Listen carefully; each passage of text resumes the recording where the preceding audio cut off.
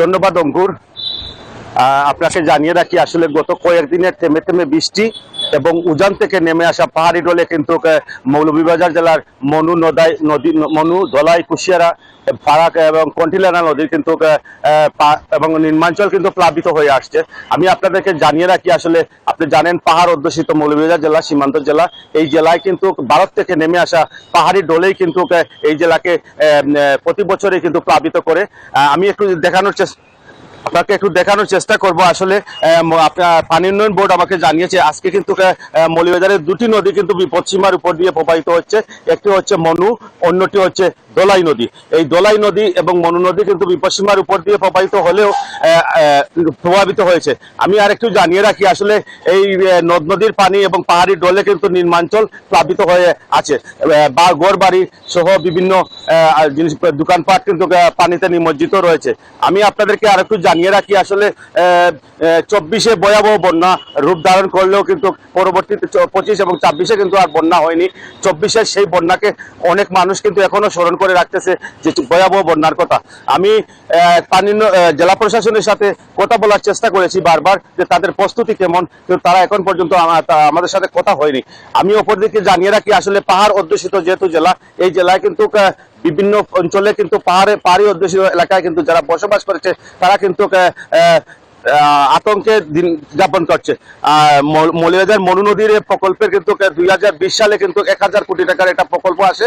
সেই প্রকল্পে কিন্তু আমি গতকাল পানি উন্নয়ন বোর্ডের সাথে কথা বলেছি, তারা আমাকে জানিয়েছেন 66% কিন্তু কাজের অগ্রগতি হয়েছে, কিন্তু শহর রক্ষা যে বাড়তি সে বাড়তি কিন্তু এখনো পুরোপুরি সম্পূর্ণ হয়নি। তারা আমাকে আরো জানিয়েছেন আসলে জেলা প্রশাসন কর্তৃক ভূমি অধিগ্রহণ না করার কারণে কিন্তু এবং যাদেরকে ভূমি অধিগ্রহণ করা হয়েছে তাদের ভূমির মূল্য পরিশোধ না করার কারণে কিন্তু এখনো অনেক মানুষ কিন্তু তারা ক্ষতি পায়নি, সেটা আমাদেরকে অভিযোগ করেছেন। তাছাড়া আপনাদেরকে জানিয়ে রাখি আসলে মৌলভীবাজার, শ্রীমঙ্গল, কমলগঞ্জ এবং কুলাউড়া শহর সহ অন্যান্য শহরে কিন্তু জলাবদ্ধতার সৃষ্টি হয়েছে। এই ছিল মৌলভীবাজার থেকে আমার কাছ থেকে বন্যা নিয়ে সর্বশেষ পরিস্থিতি। আমি ফিরছি স্টুডিওতে অঙ্কুরের কাছে। অঙ্কুর, বিভিন্ন এলাকায় বৃষ্টিপাত হচ্ছে, কখনো ভারী কখনো মাঝারি বৃষ্টিপাত হচ্ছে। আজ সকালেও কিন্তু হালকা ধরনের বৃষ্টি ছিল। আমি এই মুহূর্তে পটুয়াখালী নদীবন্দর এলাকায় রয়েছি। এখন কিন্তু তেমন বৃষ্টিপাত নেই, লঞ্চ চলাচল স্বাভাবিক রয়েছে। ঢাকা পটুয়াখালীর যে লঞ্চ চলাচল সেটা কিন্তু স্বাভাবিক রয়েছে। এই 6 দিন ধরে আবহাওয়া অনুকূল না থাকলেও কিন্তু লঞ্চ চলাচল রয়েছে। 3 নম্বর সতর্ক সংকেত আবহাওয়া অফিস এখনও বহাল রেখেছে। সমুদ্র বন্দরগুলোতে 3 নম্বর সতর্ক সংকেত দেওয়া হয়েছে, নদী বন্দরগুলোতে 1 নম্বর সতর্ক সংকেত রয়েছে।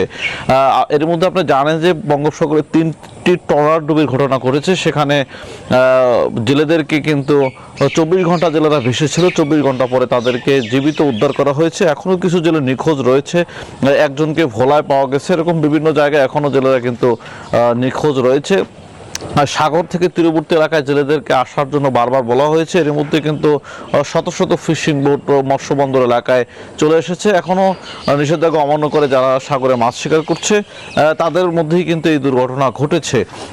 আরও একটা বিষয় জানিয়ে রাখি যে পটুয়াখালীর বিচ্ছিন্ন একটি দ্বীপ উপজেলা রয়েছে রাঙ্গাবালি। সেই রাঙ্গাবালির সাথে সড়ক পথে কোনো যোগাযোগ নেই কোনো ফেরি চলাচল, সেখানে নেই কোনো স্বাস্থ্য কমপ্লেক্স, নেই কোনো চিকিৎসা সেবার ব্যবস্থা। যার কারণে এই 6 দিন পর্যন্ত আবহাওয়া অনুকূলে না থাকার কারণে সেই উপজেলার লোকজন চিকিৎসা সেবা নিতে এবং অফিসিয়াল কাজে তারা কিন্তু জেলা শহরে আসতে পারছে না, সম্পূর্ণ বিচ্ছিন্ন হয়ে পড়েছে। সেখান থেকে যাতায়াতের একমাত্র পথ হচ্ছে স্পিডবোট, আর স্পিডবোট চলাচল করতে পারছে না যেহেতু 3 নম্বর সতর্ক সংকেত রয়েছে। নদীতে ঢেউ বেশি রয়েছে। আগুনমাখা নদীর পাড়ি দিয়ে কিন্তু পার্শ্ববর্তী উপজেলা গলাচিপা এবং পটুয়াখালীতে আসতে না পারার কারণে সেই উপজেলার মানুষ পড়েছে চরম স্বাস্থ্য ঝুঁকিতে।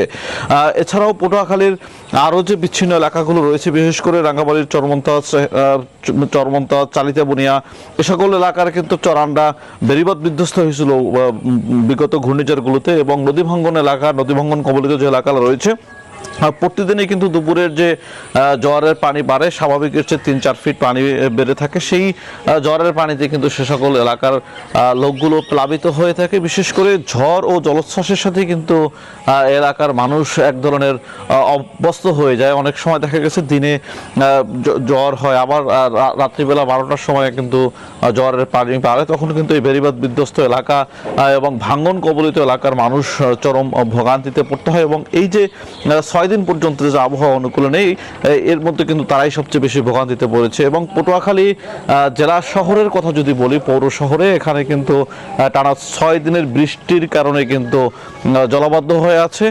এবং পটুয়াখালী শহরের যে গুরুত্বপূর্ণ এলাকা পটুয়াখালী পৌরসভার পটুয়াখালী পৌরসভার যে গুরুত্বপূর্ণ এলাকা সেই জায়গাগুলোতে কিন্তু জলাবদ্ধ হয়ে আছে। দ্রুত সময়ের মধ্যে কার্যকরী পদক্ষেপ নেওয়ার দাবি জানিয়েছেন পটুয়াখালীর সচেতন নাগরিকরা, যাতে জলাবদ্ধ মুক্ত হয়। এতটুকু ছিল পটুয়াখালী থেকে আমার কাছে এই মুহূর্তের সবশেষ। অঙ্কুর। জোবাইর, আপনাকে ধন্যবাদ। Bashundhara public school and college 2026 শিক্ষাবর্ষে ভর্তি চলছে।